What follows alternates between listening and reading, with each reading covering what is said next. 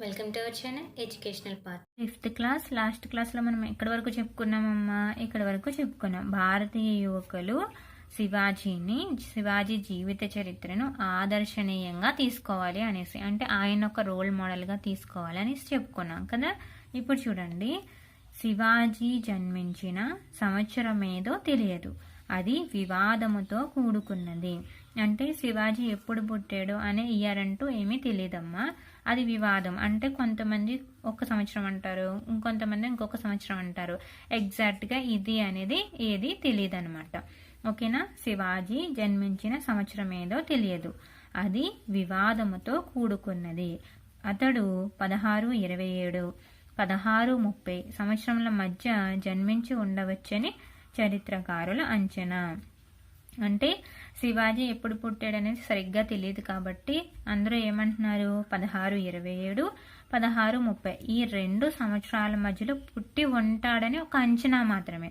అంటే ఎగ్జాక్ట్గా ఈ ఇయర్ అనేది ఏమీ తెలియదు అనమాట. ఈ 2 సంవత్సరాల మధ్యలో పుట్టి ఉండవచ్చు అని అనుకుంటున్నారు. ఓకేనా? అతని తల్లి జీజీబాయి. అతని తల్లి పేరేంటి? జీజీబాయి. తండ్రి సాహాజీ భోన్స్లే. ఇది ఎక్కడమ్మా? ఇది మహారాష్ట్ర కదా. వీళ్ళ పేర్లు చూడండి. శివాజీ తల్లి పేరేంటి? జీజీబాయి. తండ్రి పేరేంటి? సాహాజీ భోన్స్లే. సాహాజీ అహ్మద్నగర్ సుల్తాన్ల వద్ద ఉద్యోగిగా ఉండేవాడు.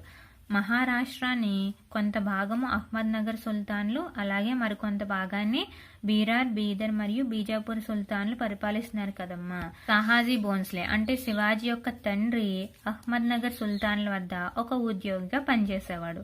అతడు పూనా పట్టణమును జాగీరుగా కూడా పొందాడు.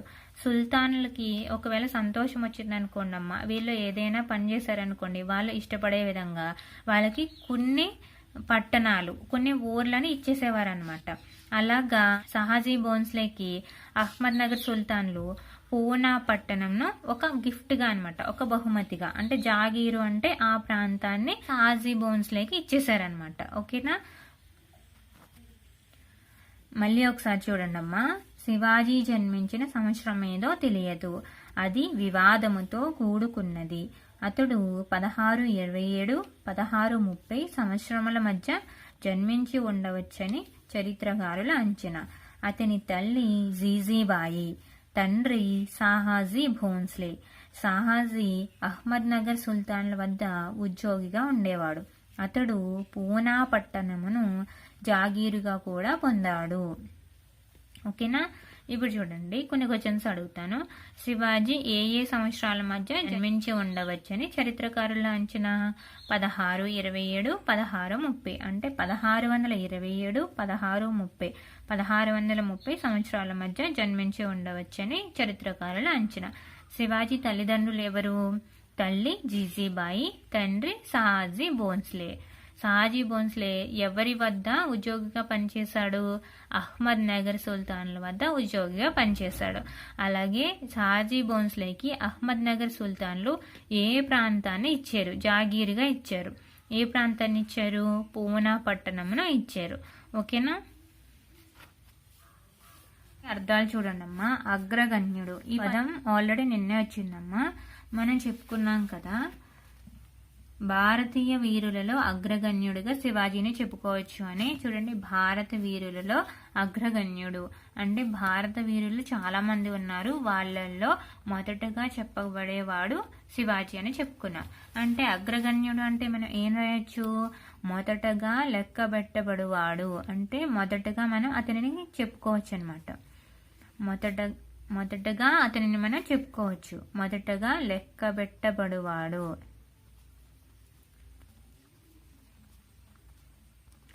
వివాదం ఇప్పుడు వచ్చింది కదమ్మా. శివాజీ యొక్క సంవత్సరం ఏంటనేది ఎగ్జాక్ట్గా తెలియదు కాబట్టి అది కొంతమంది ఒక సంవత్సరం అంటారు, కొంతమంది ఇంకొక సంవత్సరం అంటారు. కాబట్టి ఏంటి? వివాదంతో కూడుకున్నటువంటిది. ఆయన యొక్క జన్మించిన సంవత్సరం అనేది వివాదంతో కూడుకున్నటువంటిది. వివాదము అంటే తగవు, అంటే పోట్లాట. ఓకేనా? ఇవి మనకి ఇక్కడ వచ్చినటువంటి అర్థాలు. ఓకే, చూడండి అమ్మా, మనం ఈ అర్థాలను మీరు ఎక్కడ రాస్తారో మీ క్లాస్ వర్క్లో నోట్ చేయండి. ఓకేనా? మళ్ళీ మొత్తాన్ని ఒకసారి చూడండి అమ్మా. 17వ శతాబ్దంలో మహారాష్ట్రలోని కొంత భాగము అహ్మద్నగర్ సుల్తానుల ఆధీనంలో ఉండెను.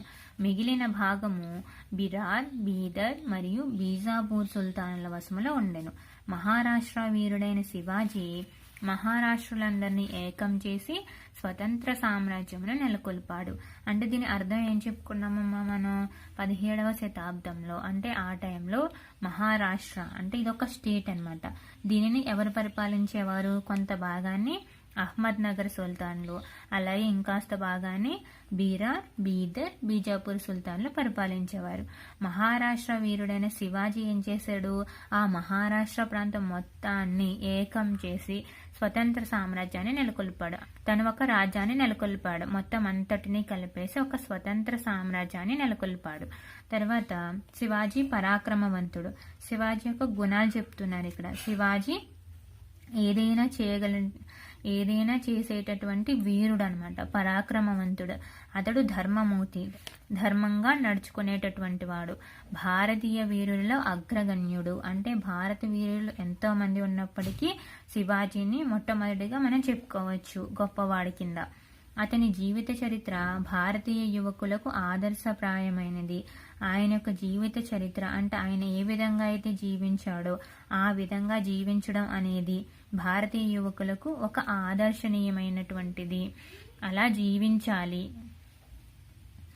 శివాజీ జన్మించిన సంవత్సరం ఏదో తెలియదు. అది వివాదముతో కూడుకున్నది.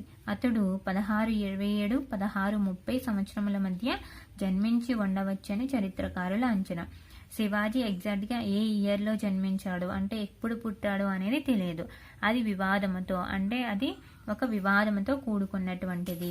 1627, 1630 సంవత్సరాల మధ్య జన్మించి ఉండవచ్చని చరిత్రకారుల అంచనా మాత్రమే. అంటే ఎప్పుడు పుట్టాడు అనేది తెలియదు. వీళ్ళు అనుకోవడం మాత్రం 27 అంటే 1627, 1630లో పుట్టి ఉండవచ్చని అనుకుంటున్నారు. అతని యొక్క తల్లి జీజీబాయి, అలాగే తండ్రి సహాజీ భోన్స్లే. సహాజీ భోన్స్లే ఎవరి దగ్గర ఉద్యోగిగా ఉండేవాడు? అహ్మద్నగర్ సుల్తాన్ల వద్ద ఉద్యోగిగా ఉండేవాడు.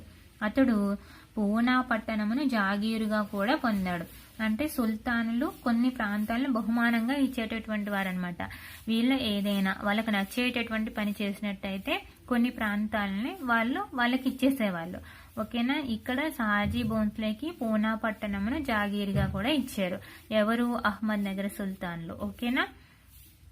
ఓకే, అర్థమైంది కదమ్మా. మీ హోంవర్క్ అనేది రాసి నాకు సెండ్ చేయండి. హోంవర్క్ ఏంటి? ఇక్కడ నుంచి ఇక్కడ వరకు రాసి సెండ్ చేయండి. ఓకేనా? Thank you.